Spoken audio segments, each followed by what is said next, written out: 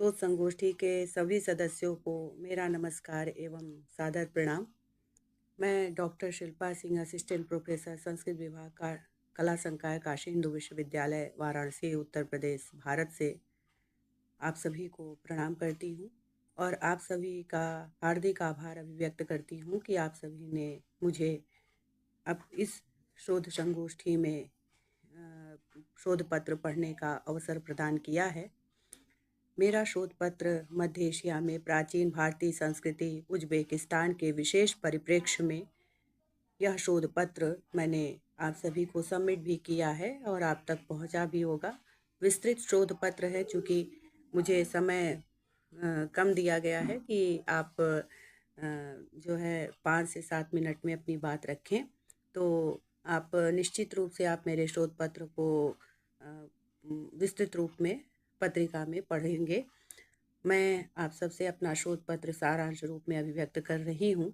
Uzbekistan मध्य Asia में 5 स्थल रुद्ध देशों में आवृत एक स्थल रुद्ध देश है। इसके उत्तर में कजाकिस्तान, उत्तर पूर्व में किर्गिस्तान, दक्षिण पूर्व में ताजिकिस्तान, दक्षिण में अफगानिस्तान और दक्षिण पश्चिम में तुर्कमेनिस्तान स्थित है। आप सभी इन सब भौगोलिक परिस्थितियों से परिचित हैं और इन सभी में सांस्कृतिक विकास को यदि हम देखें, भारतीय संस्कृति को देखें, तो यह विस्तृत रूप में दिखाई देती है।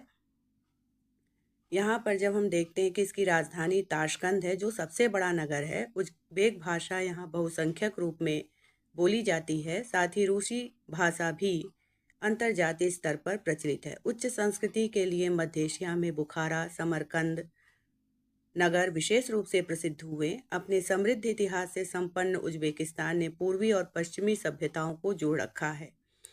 इन दोनों नगरों में फारसी भाषा प्रचलित रही। यह एक समृद्ध और अंतर्जातीय सद्भाव वाला देश बना। इसके प्रसिद्ध नगरों में बुखारा, ताशकंद, खीवा और समरकंद विशेष रूप से उल्लेखनीय है। उज्बेकिस्तान की भाषा उज्बेक एक तुर्क परिवार की भाषा है। उज्बेक का अन्य मध्य एशियाई भाषाओं से भी गहरा संबंध रहा है, जिनमें तुर्कमेन, कजाक और उइगुर, जो पश्चिम चीन और रूस में बोली जाती हैं, सम्मिलित हैं। इसकी मूल लिपि अरबी फारसी थी। 1922 ईस्वी से पूर्व उज्बेक को लैटिन लिपि में लिखा जाता था, लेकिन जोसेफ स्टालिन ने सभी मध्य एशियाई भाषाओं को सिरिलिक लिपि में लिखने के लिए बाध्य किया। यहाँ पर हम देखते हैं कि भारतीय संस्कृति के विषय में यदि विचार करें, तो इसमें विस्तृत रूप से जो हमारे खोतान देश के में खोतान राज्य ताजिकिस्तान चीन में, यहाँ पर चीन के प्राचीन ग्रंथों में अनेक कथाएं प्राप्त होती हैं। जैसे बुद्ध कश्यप के समय में कुछ ऋषि खोतान देश में गए, वहाँ के निवासियों ने उनके प्रति दुर्व्यवहार किया। इस कारण वो वहाँ से चले गए। उसके नागों को अत्यधिक कष्ट हुआ। उन्होंने संपूर्ण खोतान को एक झील के रूप में परिवर्तित कर दिया। ऐसी कथा भी देखने को मिलती है। राजा अजातशत्रु ने 32 वर्ष तक यहाँ शासन किया। उनके राज्याभिषेक के 5 वर्ष बाद महात्मा बुद्ध का महापरिनिर्वाण होता है। इसके अतिरिक्त खोतानी रामायण, खोतान की संस्कृति चर्चा में खोतानी रामायण पर प्रकाश डालना भी यहाँ पर अपेक्षित होगा। रामकथा की विश्व यात्रा में यह खोतान भी पहुँचती है। खोतानी रामायण, खोतान संस्कृति में ही खोतानी रामायण विकसित हुआ। इसकी रचना संभवतः 9वीं शताब्दी में हुई है। इसकी भाषा खोतानी है। H.W. बेली ने इसे पेरिस पांडुलिपि संग्रहालय से खोजकर प्रकाश में लाया था। खोतानी रामायण के अनुसार राजा दशरथ के प्रतापी पुत्र सहस्त्रबाहु वन में शिकार खेलने गए, जहां उनकी भेंट एक धर्मनिष्ठ ब्राह्मण से हुई। उन्होंने अपनी तपस्या से चिंतामणि और कामधेनु प्राप्त किया। कामधेनु की कृपा से ब्राह्मण ने राजा का भव्य स्वागत किया। प्रस्थान करते समय राजा की आज्ञा से उनके अनुचर ब्राह्मण की गाय लेकर चले गए।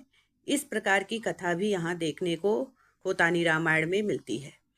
इसमें कुछ पात्र में नामों में हमारे भारतीय रामायण से कुछ भिन्नता है, तो वो देश और संस्कृति को देखते हुए उस प्रकार की कथा हमें वहाँ पर देखने को मिलती है। यहाँ भारतीय संस्कृति में यदि हम विचार करें, तो धर्म सम्राट करपात्री जी महोदय काशी में हुए। वाराणसी में हुए और उन्होंने अपने ग्रंथ रामायण मीमांसा में खोतानी रामायण पर अपनी टिप्पणी भी इस प्रकार दी है कि खोतानी पूर्वी तुर्किस्तान की उक्त रामायण 9वीं शताब्दी की रचना मानी जाती है। यह तिब्बती रामायण से मिलती है, फिर भी दोनों में से कोई एक दूसरे का आधार नहीं बनती है कि यहाँ पर तिब्बती रामायण और खोतानी रामायण को हम देखते हैं कि उनमें थोड़ी भिन्नता है। तिब्बती रामायण का उत्तरकांड खोतानी रामायण में नहीं मिलता है। अन्य कई वृत्तांत खोतानी रामायण में मिलते हैं जिनका अस्तित्व तिब्बती रामायण में नहीं है। जैसे कि हम इसमें देख सकते हैं इसमें भिन्नता क्या है। तो राम और लक्ष्मण केवल 2 भाइयों का उल्लेख, सीता दशग्रीव पुत्री की जन्म कथा, वनवास के समय सीता के विवाह का वृत्तांत, द्वंद्व युद्ध के समय वानर विजेता की पूंछ में दर्पण बांधे जाने की कथा, रावण की मर्म स्थान का उल्लेख और इसमें बौद्ध धर्म का प्रभाव स्पष्ट है। इस प्रकार से रामायण में विस्तृत चर्चा, खोतानी रामायण में विस्तृत चर्चा हम देखते हैं। और उज्बेकिस्तान में ब्राह्मी हस्तलेख इस विषय पर साइमंड्स के लेख भी प्राप्त होते हैं कि सोवियत समाजवादी संघ में प्राचीन भारतीय लिपि का प्रथम प्रमाण उज्बेकिस्तान के पुरातत्वविदों को 1936 ईस्वी में प्राचीन खरोष्टी के क्षेत्र में उत्खनन करते समय प्राप्त हुआ था। इसके अतिरिक्त भी जैसे पाली प्राकृत ग्रंथ में 52 मैन्युस्क्रिप्ट्स और धम्मपद, अश्वघोष के नाटक, इनका भी उल्लेख यहाँ पर देखने को मिलता है। उदान वर्ग ये भी देखने को मिलता है। फिर उसके बाद हम देखें तो कल्पना मंडितिका ये भी यहाँ पर प्राप्त होते हैं। ऐसे कई सारे भारतीय संस्कृति जो हमें उज्बेकिस्तान की संस्कृति में, मध्य एशिया की संस्कृति के विशेष परिप्रेक्ष्य में जो यहाँ पर संकलन हमने कर सका अपने शोध पत्र में, वो किया है और संक्षेप रूप में आपको यहाँ पर मैंने अपनी प्रस्तुति दी है। बहुत बहुत धन्यवाद। और इसके लिए मैं आप सभी शोध संगोष्ठी सदस्यों के प्रति अपना आभार ज्ञापन करती हूँ। नमस्कार, धन्यवाद।